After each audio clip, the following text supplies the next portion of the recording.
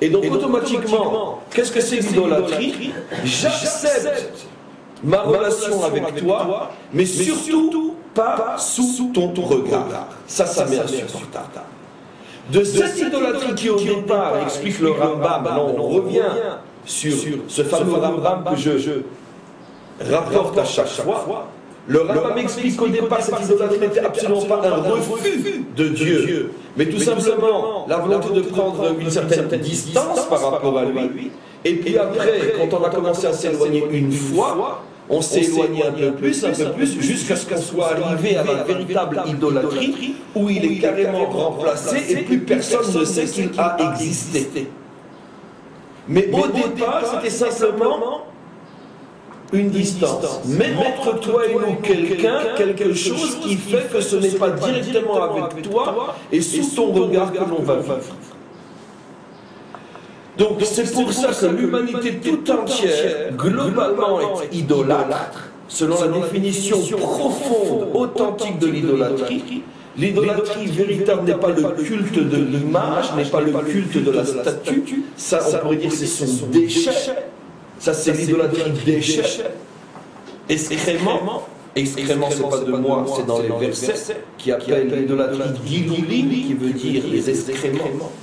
Mais l'idolâtrie des origines n'est absolument pas un excrément, c'est véritablement la soumission à Dieu, mais qu'on ne voit pas et qui ne nous voit pas. Et de là, on est tombé après dans l'idolâtrie excrément, mais ça a pris des siècles, voire des millénaires. Donc, on comprend maintenant ce qui se passe au niveau de l'humanité.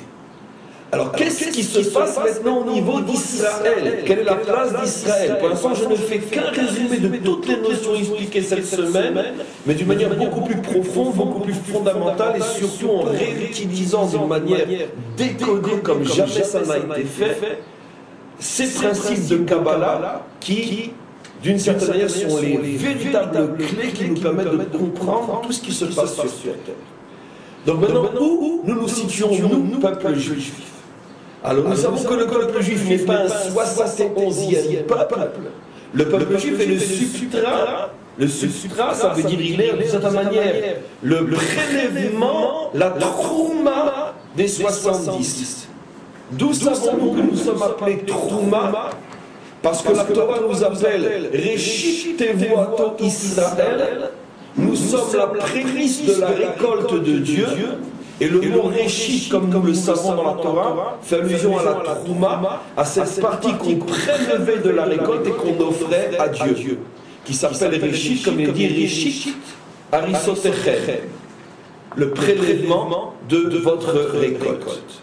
Et donc le peuple juif est la trouma des nations, c'est-à-dire que nous avons été prélevés du milieu des nations pour commencer le tikkun, pour commencer la réparation de ce qui s'est passé déjà dans les mondes supérieurs au niveau de la fuite des âmes, et après de ce qui a continué à se passer sur terre dans la dégringolade depuis l'idolâtrie du départ jusqu'à l'idolâtrie extrêmement.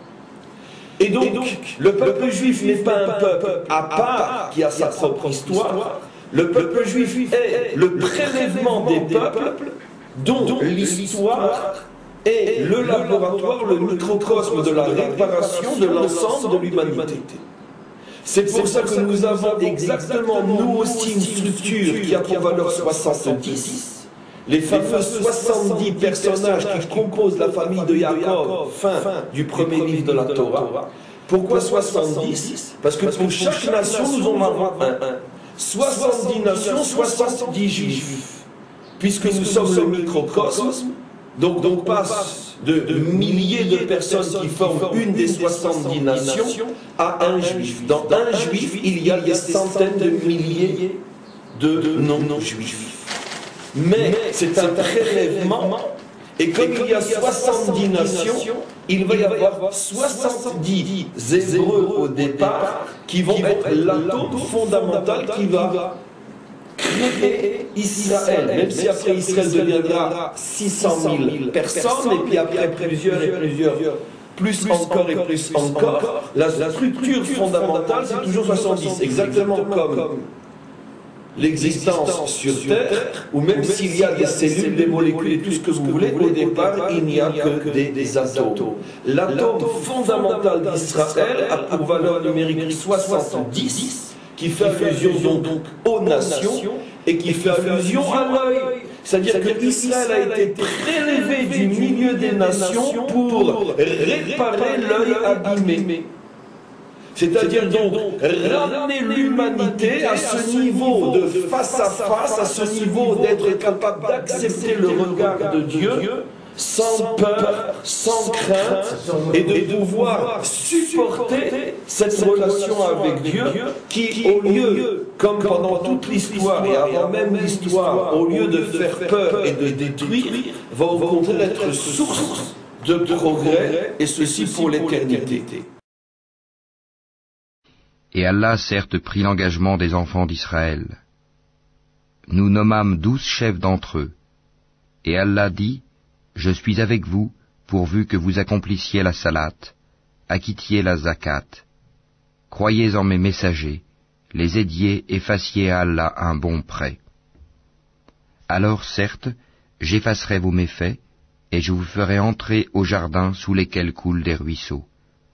Et quiconque parmi vous, après cela, mécroit, s'égare certes du droit chemin. Et puis, à cause de leur violation de l'engagement, nous les avons maudits et endurci leur cœur. Ils détournent les paroles de leur sens et oublient une partie de ce qui leur a été rappelé. Tu ne cesseras de découvrir leur trahison, sauf d'un petit nombre d'entre eux. Pardonne-leur donc et oublie leurs fautes, car Allah aime certes les bienfaisants. Les Juifs et les chrétiens ont dit, nous sommes les fils d'Allah et ses préférés. Dis, pourquoi donc vous châtie-t-il pour vos péchés? En fait, vous êtes des êtres humains d'entre ceux qu'il a créés. Il pardonne à qui il veut et il châtie qui il veut. Et à Allah seul appartient la royauté des cieux et de la terre, et de ce qui se trouve entre les deux, et c'est vers lui que sera la destination finale.